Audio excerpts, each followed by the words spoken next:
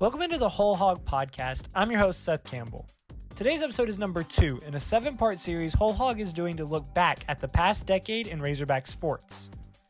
Matt Jones joins the show this week, and he wanted to talk all about hog baseball. Unfortunately, Matt and I got a little carried away, so the entire conversation didn't make the cut. But, fortunately for you, the entire audio of Matt's interview will be available on the same podcast channel if you're interested. Just subscribe. It'll appear in your section to play now in podcasts that you haven't listened to. Listen. He said so many good things, I couldn't bear taking them all away from you. So look for that entire conversation to drop later. Also, we didn't forget about the basketball team. Kentucky beat writer Jerry Tipton joins the show to talk about the Cats and Hogs in Bud Walton Arena. Then, the show ends with Scotty Bordelon and myself breaking down the Razorbacks' last 2 games with a preview of the basketball podcast of Mid-America. Okay, now that we got all of that out of the way, let's get started.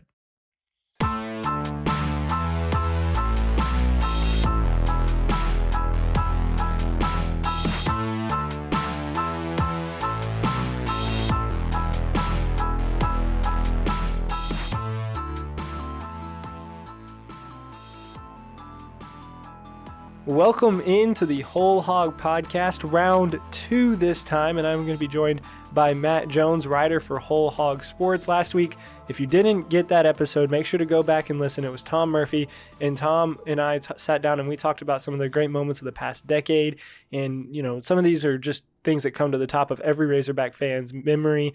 Things like the Henry Heave, the 2010 Sugar Bowl, and then Tom was there to cover the 2018 College World Series, so he was there for almost 2 weeks basically. And so if you didn't catch up with that podcast, make sure to go back and listen to that one. It was really good information. It'll be a nice trip down memory lane for some Razorback fans. But this week we got Matt Jones coming on, and Matt, you write a lot. I was at all those events. Yeah, exactly. He was at all those events talking. He writes on WholeHogSports.com. So we just wanted to start, and as we were trying to kind of weed through what we wanted to talk about, because as we said, Matt is there at almost everything, we decided that we would focus kind of on a baseball perspective here. So let's start at the beginning of the decade, and it seems it was 10 years ago, so some of this stuff almost just slips from your memory. Yeah. But the 2010 and 2011 seasons really ended in the same place, Matt. Yeah, they did. They both ended in Tempe, Arizona, at Arizona State at their old stadium. I think it was Packard Stadium on the Tempe campus. Really when you think about the history of Arizona State, it to have a stadium like they had for all those years, it just kind of blows your mind. And, it's really eye-opening when you go out there too, when you're used to being around the SEC and you go to places like LSU and Alabama and Texas A&M and all these places. And I'm not talking about football. I'm talking about baseball. Those places will fill up for baseball games, Mississippi State, Ole Miss, and you go on down the list. And then you go to a place like Arizona State, who early in the decade, they really had it rolling under Pat Murphy, and then Tim Esme replaced him after he was fired for some NCAA violations.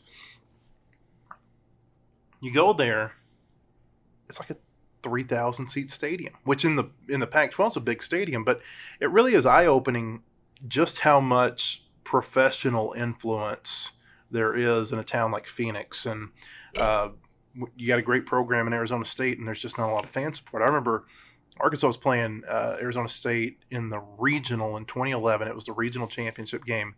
There must have been 600 open seats. And I remember Robbie Niswanger, who wrote for the Arkansas News Bureau, was sitting next to me, and I looked at Robbie and I said, "Can you imagine if this game was in Fayetteville tonight? The place would be packed. It would be overflow. There would be people being turned away at the gates." And but yeah, both of those seasons ended in Tempe. It was hot. If I remember correctly, I think it was a little bit more hot for the regional than it was the super regional, and part of that had to do with the super regionals were night games, and so it cooled off a little bit relative to Arizona in June.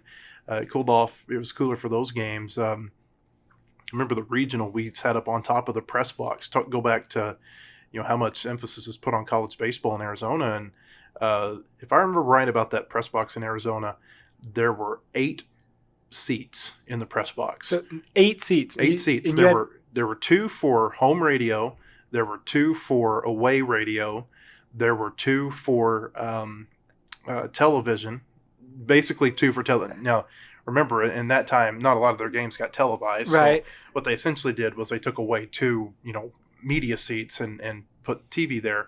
And then there were the sports information directors for both teams and maybe a scorekeeper. Yeah, somebody's got to keep the scoreboard or something, right? Yeah, so maybe there were 10 seats in there. It was a very small press box, though. And so everybody else was up on top of the press box. In June, with the sun beating down in Phoenix, 110, 115 degrees, and it was a doubleheader the final day because Arkansas had gotten into the losers bracket. They had lost to Charlotte, I believe, in the first game of the regional, and so they got put in the losers bracket. On that Sunday, they had to play 2 games. And I remember in between games thinking my computer was going to blow up. Aaron Peters, who used to be on KNWA here in Northwest Arkansas, I remember he had a towel over his head sitting underneath this little desk that was on top. Basically, it was a folding table up on top of the press box, putting together his highlight package because it was so hard to see your computer and it was so hot. And, certainly one of the hottest games that I've ever been to. And, yeah, there's all kinds of fun stories like that when you come to college baseball.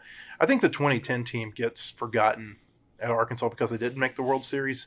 That was a really good baseball team. Andy Wilkins, James McCann, Drew Smiley, Zach Cox, Brett Eibner, Mike Bolsinger, a lot of really, really good players. DJ Baxendale was a freshman on that team. Really good team that I think kind of gets forgotten because it didn't make the College World Series. That's the only team that Dave has had since he's been at Arkansas that got to the Super Regional and didn't make it to Omaha.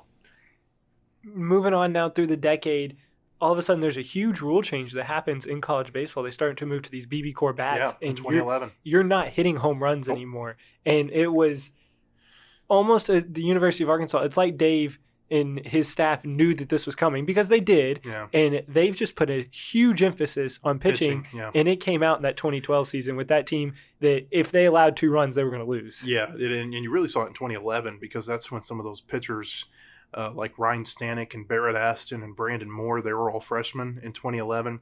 Talk about Tempe. You really saw the potential in Ryan Stanek in an elimination game there. They actually got rematched with Charlotte in the losers bracket on a Sunday, and Ryan Stanek pitched 9 innings, pitched a complete game, and sent them into, pitched well enough that they didn't have to use all their arms, and it was like a perfect scenario going into that night game. Now they lost to Arizona State, and Arizona State lost to Texas in the Super Regionals in Austin, but you could really see that there was going to be something special about Stanek, I thought, in that game in Tempe. And then, yeah, you're right, over the next 3-4 years, it became a pitching school. In 2013, they had a 1.89 team ERA. It was the lowest in 37 years in college baseball. Connecticut in, I think, 1976 had set the record, and that was the only program that had had a better ERA than Arkansas had in 2013. But there wasn't a lot of hitting. There weren't a lot of hitters that came through here in those years. In 2011, that was the first year after the bat change. Arkansas had hit 92 home runs in 2010, if I remember it right, and I think they hit like 48 in 2011, and a lot of those were James McCann. James McCann had this really great junior season before he got drafted in the second round by the Tigers, had that walk-off home run against LSU that everyone remembers at Baum Stadium. That's probably one of the top 5 games that I can remember ever being at over there at Baum. And but yeah, you saw a real lack of hitting there for a number of years. Matt Reynolds was here. He had some good seasons at the plate. Tyler Spoon had a really good year in there at one point. Brian Anderson had a pretty good year, I think, as a junior. But man, outside of that, those were some lean years. That team in 2012 that went to the World Series, that was a pitching team. I mean, it was all pitching and defense. You remember they beat Baylor in the Game 3 of the Super Regional 1-0 in 10 innings. One of the most incredible games I've ever been at because Randall Fant started the game for Arkansas, and he just kept putting them in these bad situations. Would load the bases, and then he would get out of it. He would make a play, or someone behind him, a Tim Carver, a Bo Bigham, somebody like that would make a play. And it was just a really cool run for them to get into the World Series. They beat South Carolina in the second game of the World Series that year, broke South Carolina's 22-game NCAA tournament winning streak. And, of course, lost to South Carolina in the semifinals, but that team had a 281 batting average, and they made it basically they were the number 3 team in the nation at the end. And had it not been for, some questionable strike calls by Perry Costello, they might have been the national champion or the national runner-up with a 281 batting average. And it's really a testament to what Dave Jorn did with that pitching staff. That team sticks out to me is that they did have the pitching. They had really what you needed that could be consistent going no matter really where you went, that you knew that these guys were only going to give up 2-3 runs in a game. Yeah. And it's a bitter ending for that team because you felt like if they could have won that South Carolina game, that they had an opportunity there for the national championship for sure. That was the team that had a lot of games where they scored 1 or 2 runs, and I can't remember if it was the 2012 team, might have been the 13 team or the 14 team. There was a team in there that, if I remember right, they played 23 1-run games, 23 or maybe it was 1 and 2 run games, but it was like every game was tight, and so there was so much. There was so much pressure put on that pitching staff, and we mentioned some of them, Aston and Moore and Baxendale, but Colby Suggs was on those teams, turned into a great reliever. Nolan Sanborn was drafted after his sophomore year in 2011. I remember at Baylor, I remember watching him throw an 88-mile-an-hour changeup and thinking, oh my God, it's incredible for a college pitcher to have that type of arm strength. And it was such a raw, just such a great raw talent that he had. And that pitching staff was, I don't know that you'll ever see another one like it, because the balls have changed now to where you're starting to see the runs coming back in college baseball. The bats haven't really changed a whole lot. They still got those BB core standards, but by lowering the seams on the baseball, it's made the baseballs jump off the bats quite a bit more. I think that happened in maybe Benintendi's the year that he won National Player of the Year was the year that they changed the baseballs. And so if you ever see a team have a sub-2 ERA again in college baseball, enjoy it, because it's not going to be one of those things that you see very often. Just a few more questions here, Matt, as we wrap it up on the WholeHog Podcast. We're going to cheat a little bit. We're going to include the 2009 team in here, but from 2009 until 2019, the Arkansas Razorbacks went to 5 College World Series, 09, 12, 15, 18, and 19. I think we all know the answer to this question, but I'm going to ask it to you anyway. Which team was the best out of all those? Well, I mean, it had to be the 2018 team because of the way that they, finished their season. That was a great team. They had, such good players. I think you're going to see a lot of the players that were on that team go on and have good pro careers, whether it be the freshmen who were there that year, like Heston Kjerstad and Casey Martin, maybe a Casey Opitz. I think Blaine Knight's got potential. I think Isaiah Campbell has a really great potential. Matt Cronin, too, of being, great big league players. That was the best team. It had to have been the best team. That was the most dominant team, at least. You can't say they were dominant because they had that weird road thing that went on that year where they didn't win any road series. But I thought they were a dominant team. I just thought that, some of those road series, quirky things happened in some of those games. And it was also a perfect storm that year that I think they played 3 national seeds plus LSU at their home parks in the year that they were national seeds. And that was a really good team. I think from a talent standpoint, from what they were able to accomplish, that had to be the best team that they've had so far. Probably the best team they've ever had in school history. Runner-up, would you say, would be the 09 team? That team was pretty stout, too. Keuchel on the mound. Yeah, I think about the Virginia game. I don't know if it would be runner-up, but, you think about the Virginia game when they had Keuchel, Bolsinger, and Smiley pitching to McCann. Those are 3 big league pitchers and a big league catcher, all in the same game. From a talent standpoint, that was a really good team. Zach Cox was a first-rounder. Andy Wilkins played in the big leagues. Brett Eibner played in the big leagues. That was a really talented team. But I still think 2010 might have been a more talented team because really all they lost off that 09 season was Keuchel. And they added some really good players for 2010, like Baxendale and Matt Reynolds. Matt Reynolds played in the big league some and is still playing in AAA.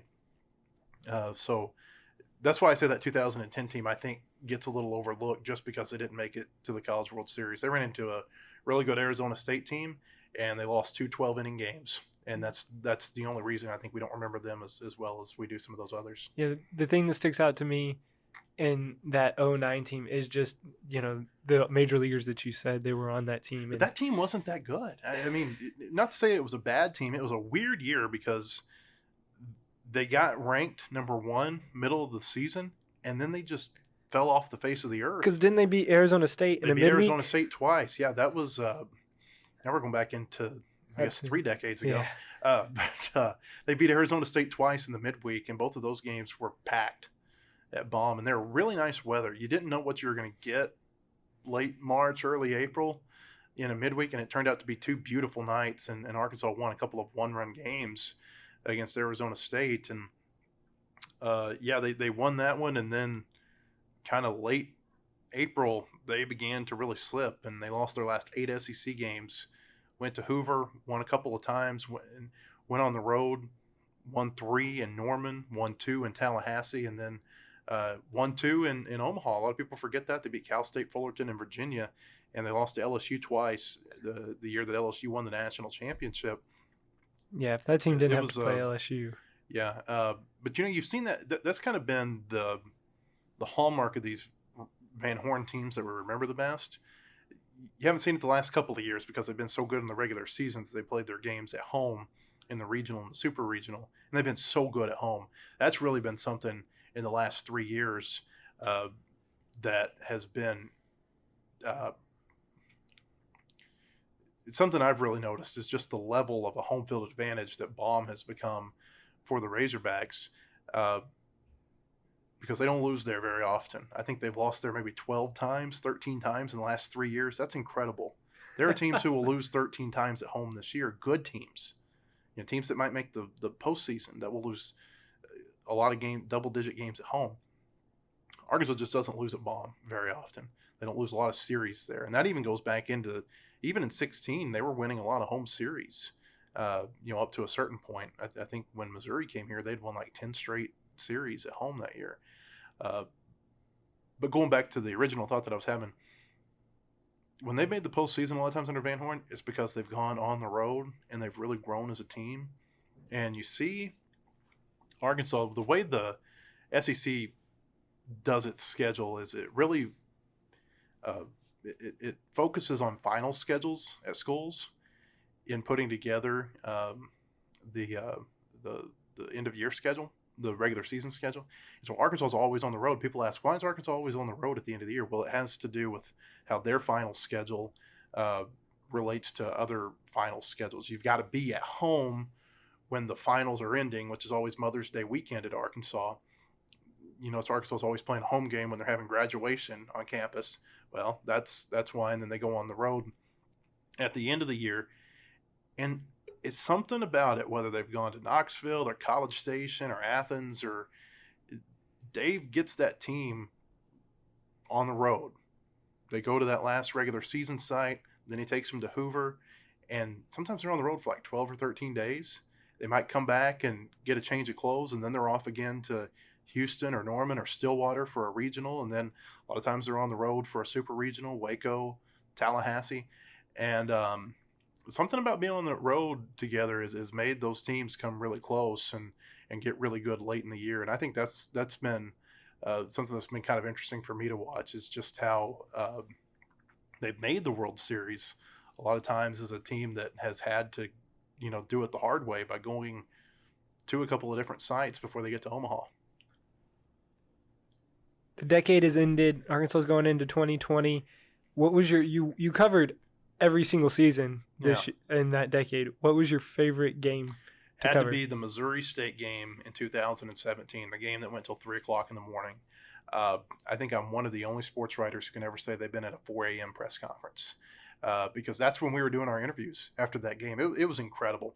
You remember that Arkansas was in the losers bracket, and so they had to beat ORU that afternoon, and there had been storms in the area all weekend. The games have been being delayed and postponed. Arkansas's game against ORU, I think, was delayed by about 2 hours. And so they didn't finish that game until 6 o'clock, 6:30, somewhere in there. And so the Missouri State game was a late starting game as it was. And then the rain comes, like 10:35, 10:45, something like that. And it's like, surely, and we were looking at the radar. There was rain well back into Oklahoma. And you're looking at the radar saying, surely this is it. I mean, they're going to come up here in 15 minutes and say, hey, go home. We're going to resume this thing in the morning. And then if they have to play again tomorrow night, they will. Well, 15 minutes goes by, nothing. 30 minutes goes by, nothing. 45 minutes, nothing. You start to think, it's like, are they really going to restart this game? Are they really going to? And they did. And the game restarts at, I think, 12:05, 12:10, something like that in the morning. John Williams, who's the public address announcer, I remember he, kind of said, it's breakfast at Baum, good morning, everyone. And so it was just, it was, you've never seen a game like that. I don't know if there's ever been a college baseball game like that. And then not just the time, but the way that game played out. A lot of people forget that after it restarted in the third inning, something like that, it took another 3+ hours to play. A lot of lead changes, a lot of game ties, things like that. And then when Jared Gates hit the home run that gave Arkansas a 2-run advantage, I think it was a 3-run advantage. I think they had already taken the lead. But when he gave him that home run that kind of gave him the cushion, there were 3,000 people in the stadium, something like that, maybe 35. I've never heard the stadium that loud. I've never heard the stadium that loud when there were 12,000 people in there. And I just think it was because for all the people who were still in the crowd, it was like this elation of, oh my God, I stayed here and look at what I'm seeing. It paid off that I'm staying here. And you had so many people. I saw bank executives. I saw people who owned, small businesses leaving the ballpark at 3:15 that morning, who had to be at work at 8, and they were coming back out the next night. And it was just such a really neat thing to see, because you're never going to see another game like that. For me personally, I got home about 4:15, 4:30, and I wrote my story, and I think I hit published, or had a game story, but then I wrote kind of a commentary on the night. I think I hit publish about 8 a.m. and crashed for about 4 hours. And the next night was really rough because I don't remember a lot about that one. I didn't sleep a lot. It was hot. And, that I don't remember a lot about Missouri State eliminating Arkansas, but I remember, and I don't think I'll ever forget. I don't think anyone who was ever there will ever forget being there at 3 a.m. in the rain and Arkansas beating Missouri State. That was, even if Missouri State had won that game, I still think you remember that game, because you're just never going to see another game like that. Matt, it was a pleasure to talk to you here on the WholeHog Podcast. Tons of information. We kind of really went on the Arkansas baseball stuff, and it was so good to just get some insider information about what you've seen over the past decade. I can't have a really long answer here, Matt, but I do want to ask you before we get off, looking ahead to 2020, in these next 10 years, do you see this program being set up to where they win that national title? Well, they're going to be in position to be in a national championship contender. The problem is that you have so many other teams that are doing really well right now. I mean, you look around college baseball, there's 6, 7, 8 teams that are like Arkansas, even some that maybe you don't think about, like a Texas Tech, who keeps getting back to Omaha almost every year. And they're set up to have great teams. But with the way that Arkansas has been recruiting, they're going to be in position to give themselves a shot to win a national championship. We'll see. I've heard, I don't know if, I think I read in the Omaha World Herald when Nebraska played Arkansas once, one of the World Herald guys came down and interviewed Van Horn, and he said, I'm going to win this damn thing one day. And I just think that, there's that drive that they're going to win this thing. And maybe it never happens. Maybe Dave has the same faith that Norm DeBryan had, and a second place team is going to be the best team that he ever had. But I think that there's that drive, and with the way they've been recruiting, and the facilities and the resources that they put into their program, they're going to have as good of a chance to win a national championship in the next 5 to 10 years as anyone in the country. All right, Matt. Thanks so much. I just had a ton of good information, and you can check out all of Matt's work on WholeHogSports.com. He's writing a preview right now for the Arkansas baseball in 2020, so he will get you set. And those expectations, if you're a Razorback fan out there, you can just have them increase and increase all throughout. Thanks, Matt.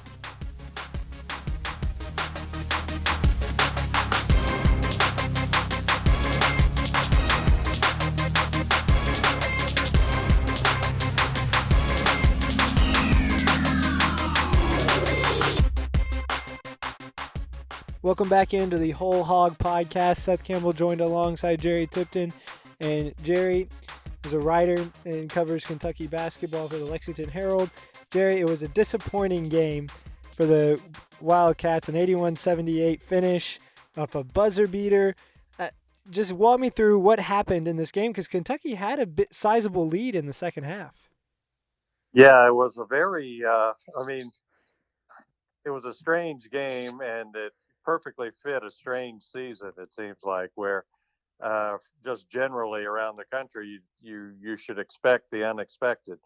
And that's what it was last night. South Carolina, I don't have the numbers in front of me, but they made like seven or nine of 36 shots, something like that in the first half. And everything was a labor for them. And Kentucky took the lead at the start. I think South Carolina missed their first 10 shots, and Kentucky led and led by as much as 14 5 minutes into the second half. And then the game changed. South Carolina made a couple of threes. They had a putback dunk, something like that. The crowd got into it, and the whole tenor, the tenor of the game changed. And South Carolina made like 20 of 36 shots in the second half, something like that. I mean, they shot a lot better, and pulled it out with, like you say, a buzzer beater right at the end. They led by like 5 with less than a minute to go and missed some free throws. Kentucky ties it. So I'm thinking with 4 seconds to go, and I'm thinking the game's going to go into overtime. And South Carolina rushes down. The guy throws up a 3 from near the top of the key and banks it in. And he said afterwards that he thought he shot an air ball, but it went in, and South Carolina won. Man, you hate to lose games or have players lose games off of a bank shot, and it's almost a terrible way to win or lose a game. But Arkansas has been on the right side of that this year as well, against a game against Georgia Tech where Mason Jones banked one and hit the buzzer to win. South Carolina scored 56 second half points. You kind of mentioned it. They went on a streak. Was that due to Kentucky defense, or was that just the offense for South Carolina heating up? Well, it's probably a combination, but Kentucky's defense has been pretty good. That's been probably the steadiest part of their game. Is they've got a guy like Nick Richards guarding the basket as a rim protector, and Ashton Hagans. They have 3 guards that are pretty good on defense and offense. Ashton Hagans, Tyrese Maxey, and Emmanuel Quickly. And I mean, I don't know what to say besides every game, just about every game Kentucky's played against a medium to quality opponent has come down to the last 5 or 6 minutes, and they've gotten better at executing in those situations. But if you play a 4 or 5, 6 minute game, anything can happen, and anybody could win a 5-minute game. And that's kind of what I thought watching the game last night, is that they were in a position where, and John Calipari kind of touched on this afterwards, that they were in a position where they could have put the hammer down and gotten up by 20, and but they didn't do it. And his big theme after in the post-game press conference was discipline. He didn't think the team was as disciplined as he would like at both ends of the court. And on defense in particular, he's got a thing about corner threes. He doesn't want to let the other team have open corner threes. South Carolina made 2 or 3 of those in the second half that helped fuel the comeback. So Kentucky has had, like you said earlier in the interview, as we were talking to Jerry Tipton, a writer for the Lexington Herald Leader, Kentucky has had an up and down season like everybody seems like in college basketball. What has been, I guess, something that they've focused on that hasn't gone well in the games when they've lost to somebody like Evansville or when they lose a game to South Carolina, but when they win games like against Louisville and Michigan State, what's been the difference in those games? Well, one thing that's kind of been a thing that we've been watching is 3-point shooting. They're not, they've got a guy, Quickly is really on a tear right now. The last 3 or 4 games, I mean, he's really shot well. Nobody else has joined him. And so teams that have, when they don't have to worry about the 3-point shooting, then they can defend more on the drive. Kentucky likes to drive a lot, which is kind of a John Calipari signature approach to basketball. And they want to draw fouls, get to the foul line. Going into the game last night, I thought it was perfectly set up for Kentucky to romp for a change because South Carolina had been fouling a lot. So Kentucky gets to the line, you think. And Kentucky's one of the nation's best free throw shooting teams. Their accuracy, I think they were in the top 5, I believe. They didn't shoot them particularly well last night. And South Carolina turns the ball over. And Kentucky's at their best running in transition up and down.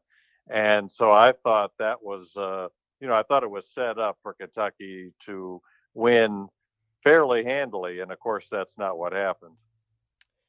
Coming into this game, Arkansas versus Kentucky, if you look at the teams, Kentucky is just going to be a bigger team, and they've been able to really out-rebound Arkansas in past matchups, and this one doesn't seem to be any different because Arkansas is small. They play with a smaller lineup all the way around. From Kentucky's perspective, how are they going – what's the plan for them to guard guys like Jones and Joe and Jimmy Witt with the smaller length that they have? Well, they're not sharing their game plans with me, unfortunately, as much as I encourage them to do so. But I think their defense, they'll tell you, starts with Ashton Hagans on the ball. They want him to disrupt the other team's point guard or the other team's facilitator in getting the offense going. So that's one matchup that I would look for. And they like Maxey and Quickly as defenders. Quickly was on Jordan Wara of Louisville. He had that was a game they won, and Wara had 20 or more points in every game. He only had 8 in that game.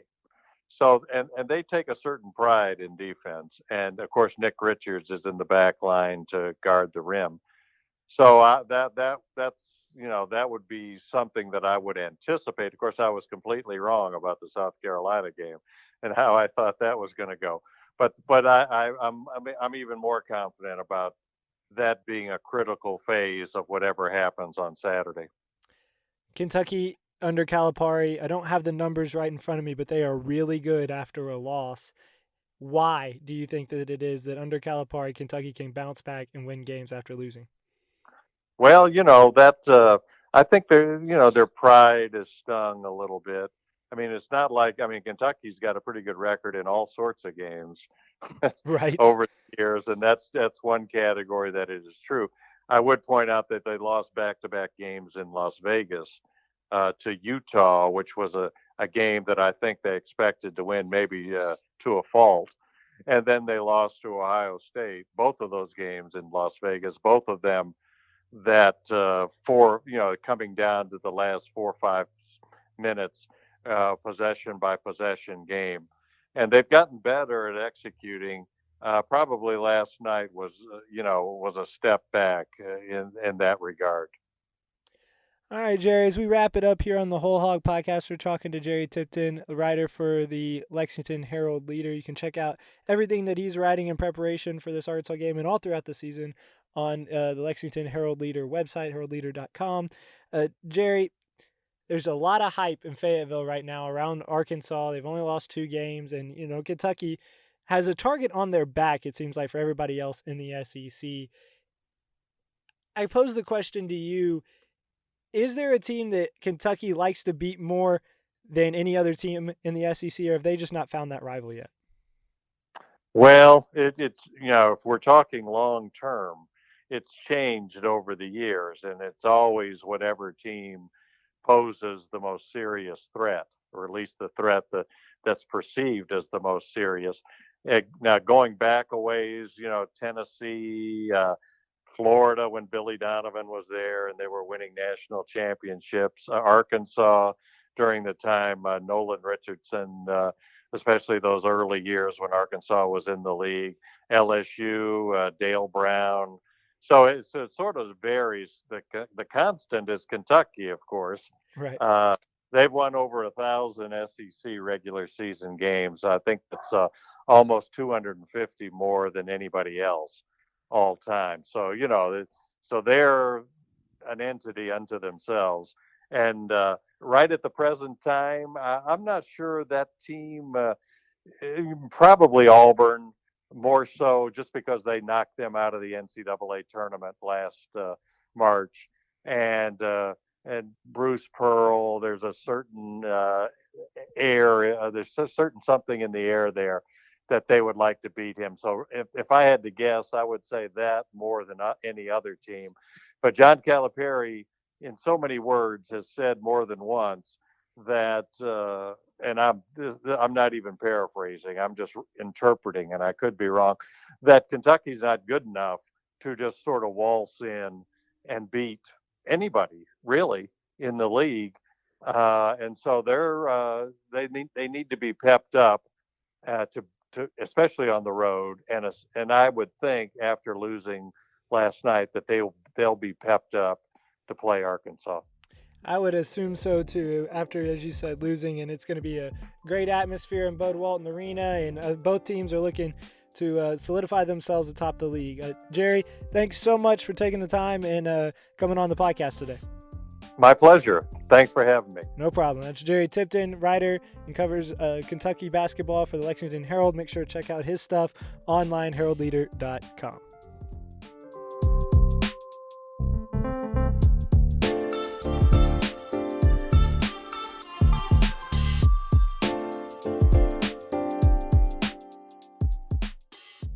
As with the earlier conversation with Matt Jones, Scotty and myself got a little long-winded talking about the basketball Hogs. If you want to check out our entire conversation, I encourage you to listen to the Basketball Podcast of Mid-America. Scotty and I's complete analysis is featured there. But now, without further ado, here's a preview of the Basketball Podcast of Mid-America. All right, true or false, Scotty, if I told you that Mason Jones would have 1 point and Arkansas would win by 20 over Vanderbilt, would you believe me?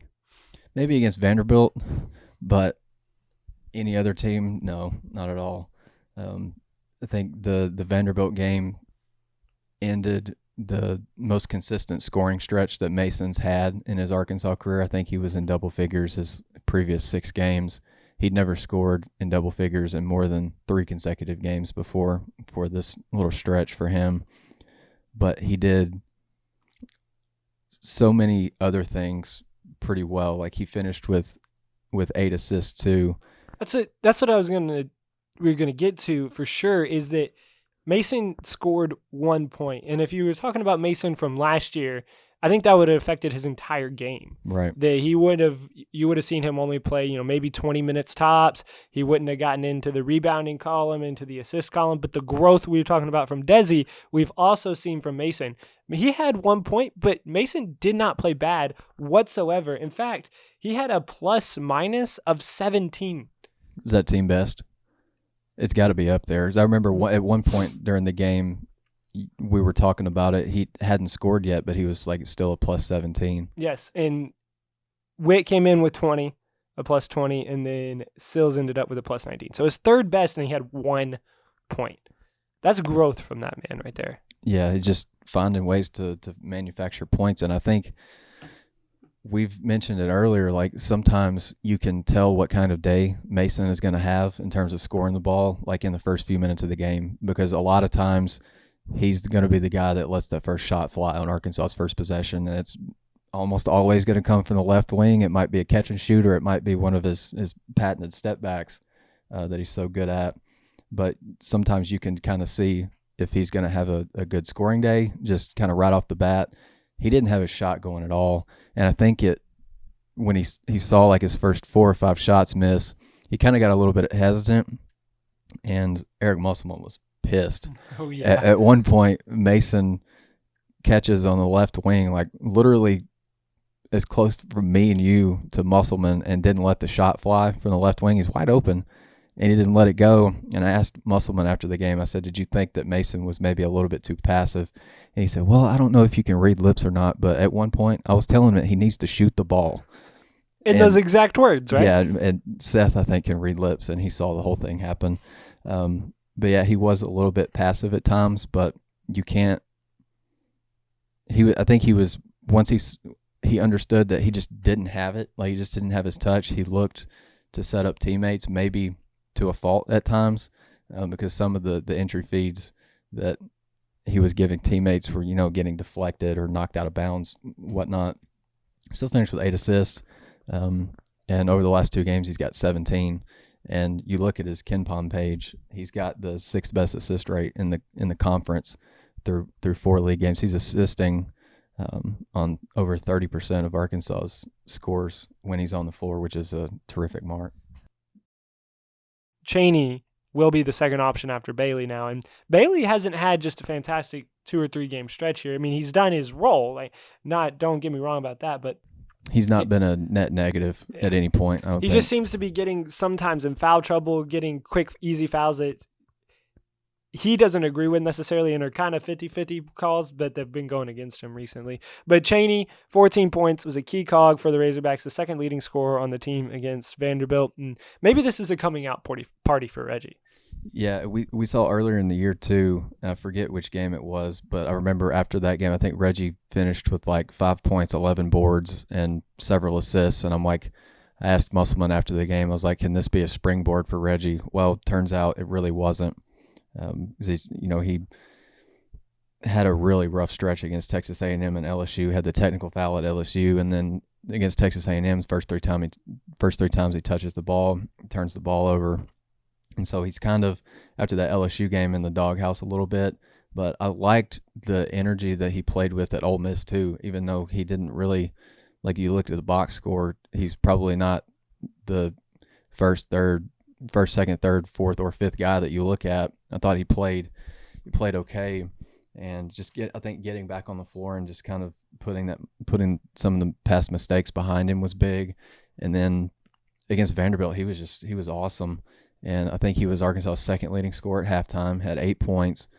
I think he really likes dunking on Vanderbilt players, because he did that last year in Bud Walton. Like, he put a kid on a poster last year in Bud Walton.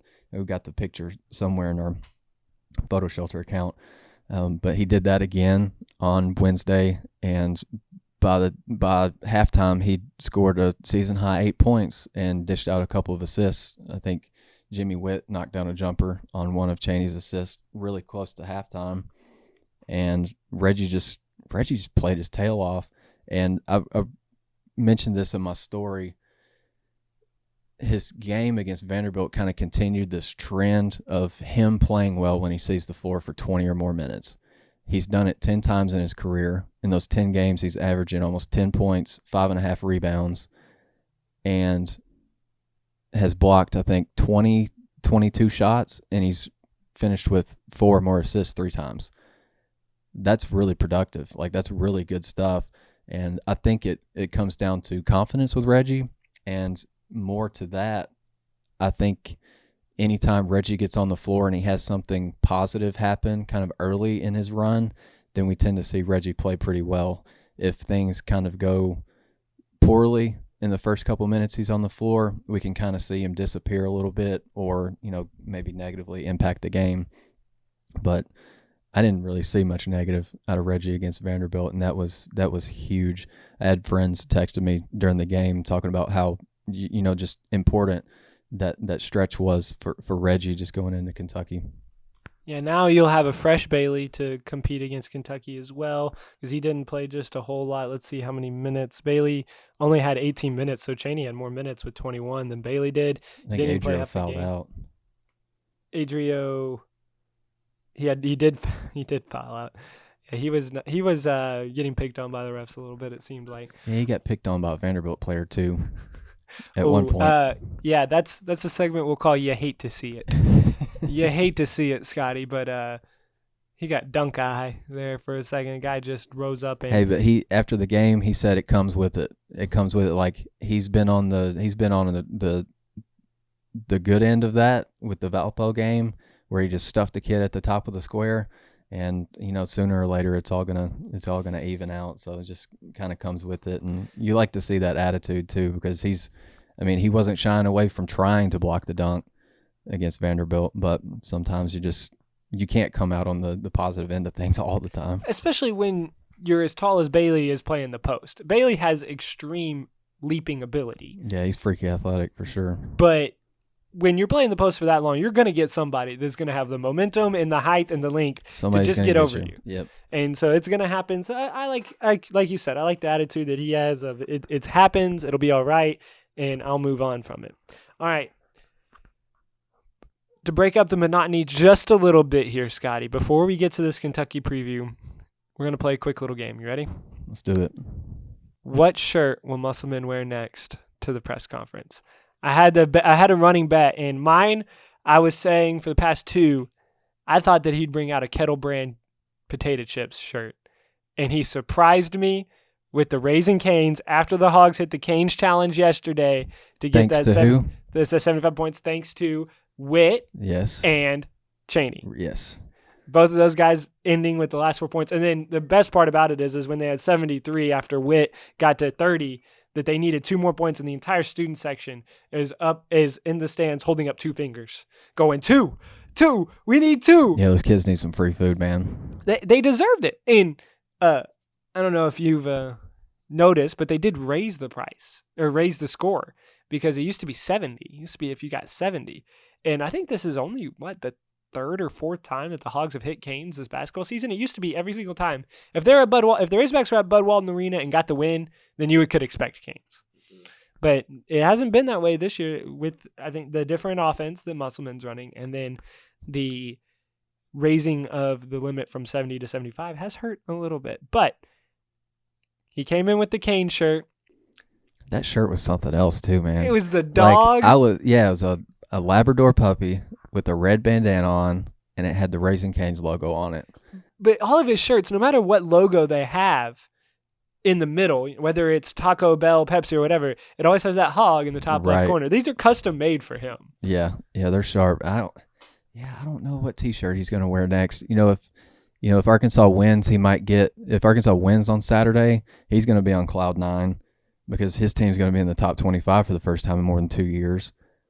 But if they lose, I would kind of expect him to maybe just come in wearing whatever he did on the sideline.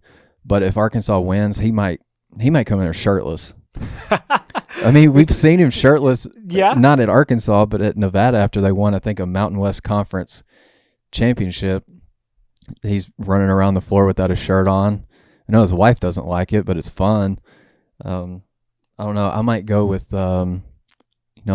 Tyson again, or maybe Taco Bell. I think those are 2 good options for him. For some repeats? Yeah. I put out a poll somewhere in a conversation I had with some friends, and so I'm trying to find that poll to see. I was trying to find other sponsors that we have, because that's what you got. He came into Canes. I was thinking we have Yarnell's as a sponsor that he hasn't come in yet. He's coming in Tyson. I said Kettle Brand chips. He hasn't done JB Hunt yet. Whataburger, when the Whataburger fry shuffle or whatever, he hasn't done Whataburger yet. So those are just some that I could come up with off the top of my head. Yeah. It's almost time for him to repeat. They've got to be running out of official sponsors somewhere in there, right? Yeah, I don't think they're going to run out of ideas for T-shirts, though. That doesn't seem like, Arkansas comes up with so many unique shooting shirts for games. Like almost every game, it's something different. And I don't think, I'm kind of going back on what I said. I don't think we'll probably see the same thing that we have in the past. He'll probably shake it up. If he walks in there with a Whataburger shirt, he's going to make me have to go get something after the game. That's the whole goal. That is the whole goal. That's true. And Marketing is working. He's so good at marketing. I mean, we knew that coming in. Like, we knew that he was so good at social media. We knew that was his shtick at Nevada, and he figured out that that's a way that he could go about things. And we also knew that the grad transfer market was him. Well, he's come in and he's shown that he's not going to just stop because he's at a different program and the optics of things may be just slightly different. He's on social media. After the game, we were in the press room writing up whatever. We're trying to post whatever to our different all the media people are trying to post to their various media websites. And all of a sudden we just hear yelling. And it sounds like it's coming from down the hall. And I got up. I was in the middle of transcribing quotes, and I get up and I peek my head down the hallway, and I don't see anybody.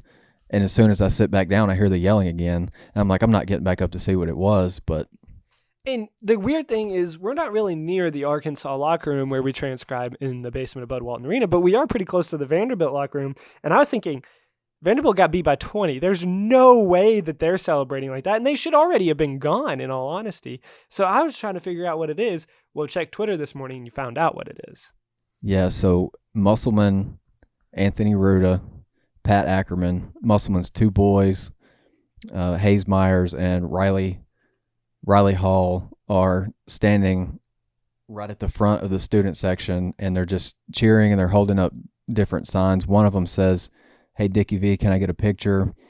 Ruda is holding a sign that says, "In Must We Trust," and Riley Hall is holding a sign that's got ESPN in bold red letters on the left side of the poster, and it reads, "Eric sips Pepsi nightly." Perfect. And so they're just getting everybody hyped for the Kentucky game, like 20 minutes after the Vanderbilt game ended. It just doesn't stop. That's a marketing mind right there, though. And that's Muss's mind in the fact of that he's even instilled in his players of when you come off the court after a Vanderbilt game or after a Montana State game, your next opponent is up on the whiteboard. You're going to know their strengths and weaknesses. You're going to leave Bud Walton Arena on Wednesday night prepared for your game on Saturday. Now, you're not going to be as prepared as he expects you to be when you get to practice and what you're going to do in practice, but you're going to know at least the 5 starters that Kentucky's going to run out there and their top 8 guys. You're going to know something about them, and you're going to leave with that in your mind.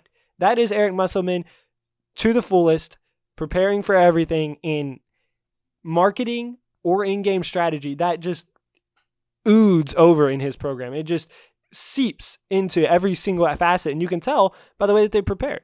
Reggie Chaney came into the post game last night. I think somebody asked him just how excited is the team to be getting ready to play, maybe the biggest game that we've seen in Bud Walton Arena in a long time.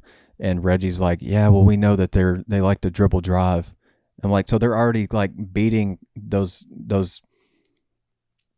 team tendencies into those guys' heads. And they're not even out of their uniform yet from the game they just played. They're already getting them ready for Saturday. So it's been pretty neat to kind of follow that. Speaking of Saturday, Musselman was asked at the press conference if he expects the atmosphere to be the best that he has witnessed ever. And this is a guy that's coached in the NBA, coached multiple teams. He was with his dad when they were coaching the Timberwolves. Coached all around and taken Nevada to multiple NCAA tournaments. This is what he said. Yeah, probably. Hopefully we'll give our, it's up to it's up to the players to create the energy. You think that man is excited for Saturday night, Scotty? I think so, maybe just a little bit. If he thinks that it's going to be the best environment, he's already hyped it up. He's hyping it up on Twitter. Everybody is, they're going to tailgate before this game. It's a 3:00 tip. Dickie V is going to be in town. It's on ESPN. The hype is all there. Now, Kentucky didn't really come through on their end, losing on a buzzer beater to South Carolina in a game that they held a 15-point lead. Did they not? Yeah, I think it was a 14-point lead in the second half and lost on it was really kind of a BS buzzer beater, banked in 3 at the buzzer. But Arkansas's been the benefactor of one of those this year, too. Right, so. Exactly. That kind of thing happens. But all of this momentum, and Kentucky will still be ranked in the top 10 because the new AP poll doesn't come out until later after the game. They won't come out until Monday morning, so they'll still be in the top 10. And you have an opportunity. Vanderbilt wasn't a quadrant 1 win. You have good wins over Indiana. You've beaten a good Georgia Tech team, but those are not great teams. This is your litmus test right now. This is what you can compare to. This is what everybody in the SEC compares themselves to. If you can beat Kentucky, then you are a top team in this league. Do you want to be a top team in this league? You want to be top 4? Go out there and compete against Kentucky. That's what the opportunity is presented in front of you today, or on Saturday. Right. And I think, gosh, I can't remember who it was which player it was after Arkansas beat Ole Miss. It may have been Isaiah Joe. He said, we've got a motto on this team, and it's you don't lose at home and you don't lose 2 in a row. So Arkansas went to Ole Miss on Saturday, backs really against the wall for maybe the first for the first point in the season, like it was for real. Like you might be seeing this team slip a little bit, but it got a terrific effort in like the last 15 minutes at Ole Miss. You prevent the second consecutive loss from happening. Now you're back at home. You take care of business against Vanderbilt, which you should have. And now you've got another chance to protect your home floor and notch a huge win on your resume. That would put Arkansas at 15-2. Think about that, 15-2. In Musselman's first year. And we're approaching late January. That's a pretty big deal. And then you'd move to 4-1 in league play. And nobody could take that win from you at that point. Nobody. And I'm really looking forward to it. And Kulo Garland's been on Twitter saying every seat needs to be filled in Bud this Saturday. And I don't think there's going to be. I don't think there's going to be an empty one. All right, as we wrap it up here on the Basketball Podcast of Mid-America, Seth Campbell joined alongside Scotty Borderline. You can follow him on Twitter. Scotty, drop your handle. It's at NWA Scotty, SCOTTIE. He gives you good information all throughout the games, and he'll also tweet out his stories there if you want to follow him on WholeHogSports.com too. You can find him there. All right, give me what you think from this Kentucky game. What are going to be, I guess, your keys to this game, Scotty? I think Arkansas is like the crowd on Saturday is going to be phenomenal. Like before the game, you're going to be able to feel the anticipation in the arena. Imagine when everybody gets into the arena, like even in pregame warmups, there's not going to be many people sitting down. Like people are going to be really antsy to get this thing going. Arkansas's got to give the crowd a reason to really get into it. You got to make shots early. You got to defend. You got to rebound, prevent second chance points for Kentucky, because they are monsters on the glass. Like I said earlier, E.J. Montgomery and Nick Richards are a handful. And then Kentucky's also got some really good guards. They've got great guard play. Emmanuel Quickley and Ashton Hagans are two of the best guards in the league, bar none. You just got to give the crowd a reason to get into the game and be a factor. And I think Musselman kind of alluded to that when someone asked him, do you expect the Kentucky crowd to be the best atmosphere that you've coached in? And he said he does anticipate it being loud and does anticipate it being just a great atmosphere. But again, they have to give the crowd a reason to get loud. And I think getting off to a quick start and then just kind of maintaining your energy and intensity, I think that's it. Got to continue to take care of the ball. Arkansas has been taking care of the ball great in conference. You got to keep doing that. Ashton Hagans is going to make things hard because he's defensively he's going to turn more guys over than the average defender. So those are just a few things. You just can't get bullied on the glass. And second chance points I think are going to be big. Because I think if even though Kentucky blew a double-digit lead at South Carolina, I can't, if Kentucky gets up double figures, I don't know that Arkansas is built to come back from a double-digit deficit against that kind of team. So I think just preventing just kind of easy buckets, I think that's going to be huge. The WholeHog Podcast is produced and edited for Airship by me, Seth Campbell. Special shout-outs to Jerry Tipton, Matt Jones, and Scotty Borderline. You can read more from Jerry on the Lexington Herald website. You can read more from Scotty and Matt on WholeHogSports.com. If you like the podcast and want to hear more great Razorback content, make sure to subscribe so you won't miss upcoming news. Theme music is by Silent Partners. I'm Seth Campbell for WholeHog Sports. Thank you for joining us, and we'll see you back here next week.